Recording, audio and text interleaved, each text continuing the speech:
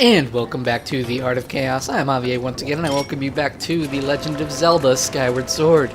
In the last episode, we entered the Fire Sanctuary, met up with Gould, the Mogma boss, even found a Mogma who stranded a bunch of a pit of lava. So, in this episode, we are indeed going to continue exploring the Fire Sanctuary, and, getting this massive treasure that is supposedly hidden deep within it.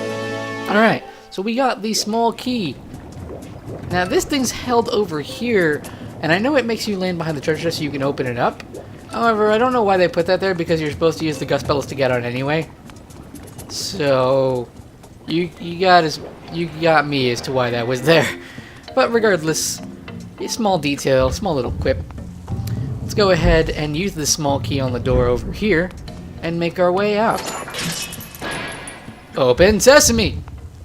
Well, I actually opened it with my hands, so none of the sesame stuff. Aha! Speaking of the fruits that you can use your thrust attack for, go ahead and thrust, and it's on our sword. It's really not that useful, but it is used for a puzzle in here somewhere, I believe. Aha, yes, actually it's the center of this room.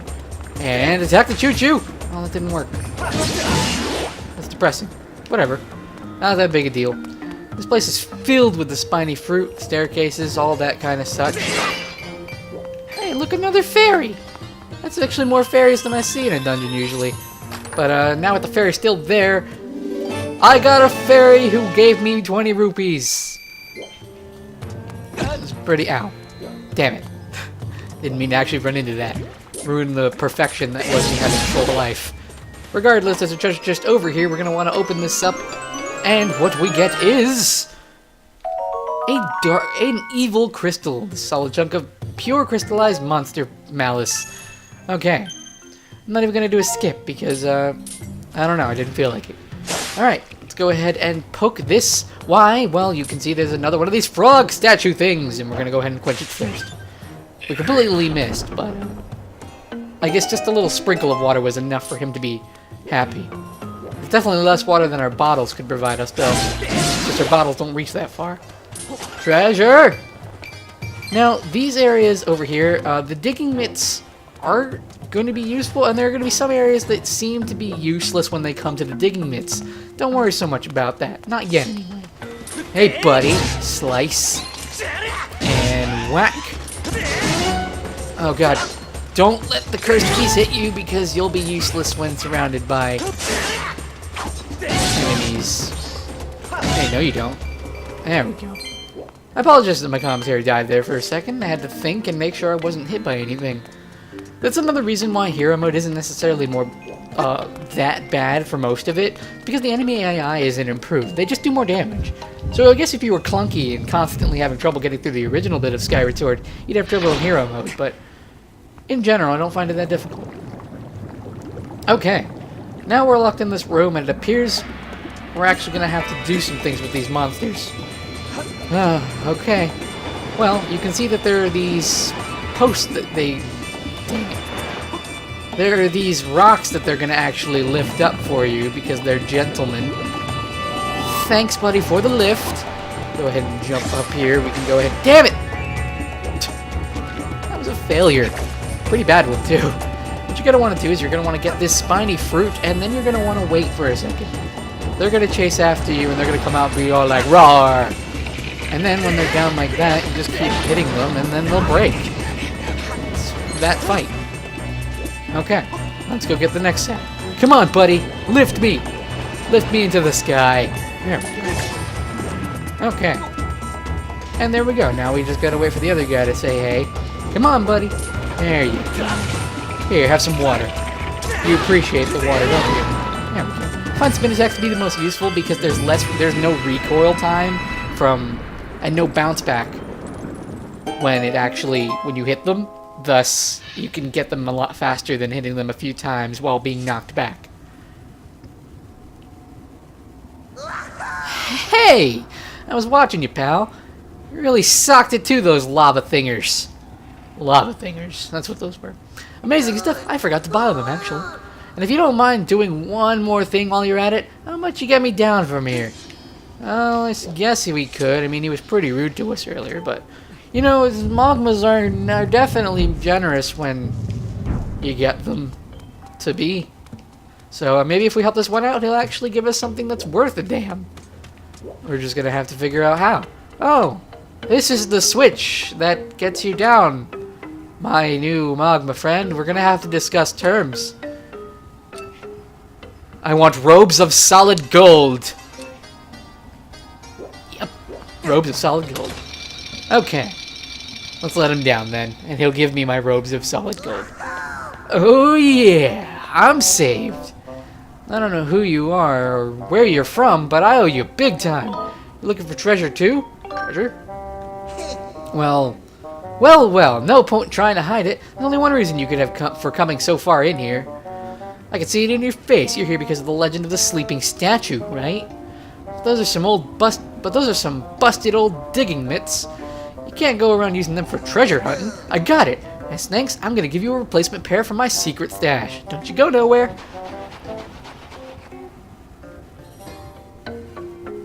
Where the hell do you keep your secret stash, man? All yours. They've been in a buried treasure chest, so they ain't dirty or nothing.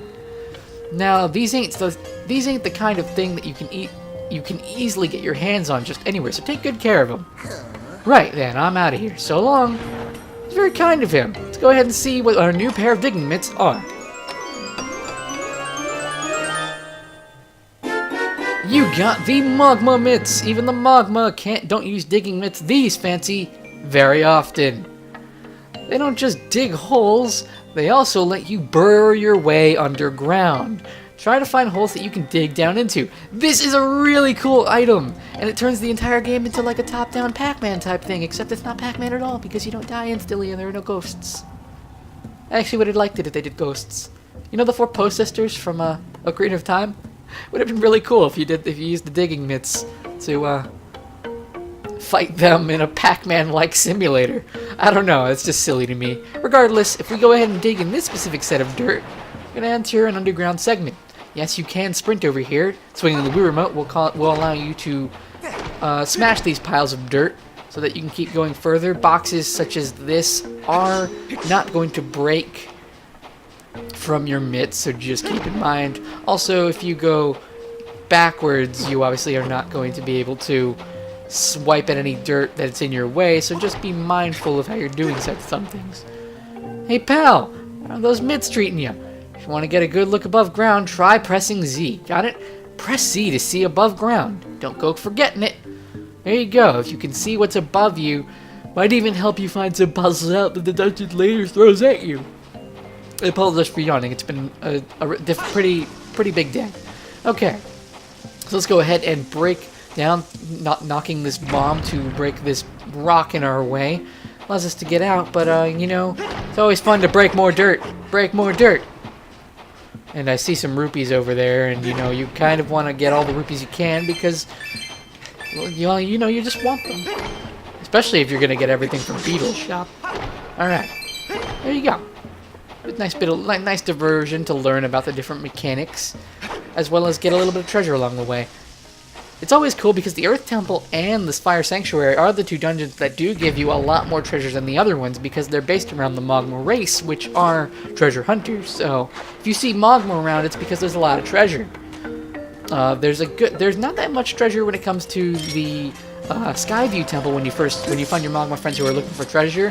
That's merely a diversion to let you know about the Goddess Walls and getting rupees from them, which I would always recommend the rupees as the biggest thing to grab from them. Regardless, we can now dig further under in this direction, which will lead us to another section. I'm going to want to turn around. There we go. You see this switch over here. Obviously, hitting it one way will cause the gate to move, and it allows us to reverse our choice by hitting it on the other side as well. Voila! Now we can go inside this room, which is extremely useful. I didn't necessarily show it, mostly because it's pretty much going to point us here anyway, but regardless, now you know. Okay, made our way out. Not that bad. Not bad at all. Hey, I don't like you. You should go away, you silly pile of magma-based rock. Gimme. Is that Elden Ore? pretty sure that's Elden Horn. Skip!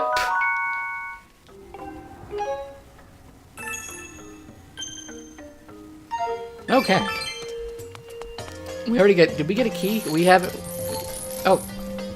It said open instead of examine, so I got a little confused. Yeah, we want to go this way. Right. I remembered. Remembered to go the right way. Okay. Now, you might recognize, as I told you before, when you come to an outside area, you might want to take a look to your right. Not only is there a bokoblin unwittingly walking away from you exactly when you enter to be slaughtered, but there's this switch over here that allows us to get back to an area previously found. It's pretty neat. Okay. Let's keep on going, shall we? Slaughter these... Those are Lizalfoes back there, are they? No, those are bokoblin. They see us, but, you know, they're pretty inaccurate with their bows. Yeah, they can't even reach us. So let's just go ahead and take a slaughtering to them. And then we use our claw shots. I really gotta say, it's the same thing I praised Wind Waker HD for. Skyward Sword and Wind Waker HD, and even Link Between Worlds, all did the whole item selection thing right. In terms of quick selection. You don't have to pause for your items. It gets a little clunky in Skyward Sword because it's based on motion control. But it's what they had at the time, and it was a pretty cool idea. That's one thing I will say with Skyward Sword, like, oh, you like motion controls in your Zelda games, and that's what you love, right? I don't think any other Zelda game would really work with motion controls, because Skyward Sword was based around the idea of motion controls. But regardless, I'll shush now. Ooh, yeah, you've come along at the right time, pal. I don't know who you are or where you're from. What I need right now is for you to get me off of this chain. I'm in a hurry. I'm not asking you to do it for nothing, though. Set me free and I'll tell you the big, gigantic secret about this room. It's a secret about treasure, okay? I need time to consider this proposal. On to the next episode of The Legend of Zelda Skyward Sword, we go ahead and help this guy out. Bring him down, you know? Rough him up a little bit. Have him teach us about treasure. I've been Avier of Chaotic Reunion, and I'll see you all then.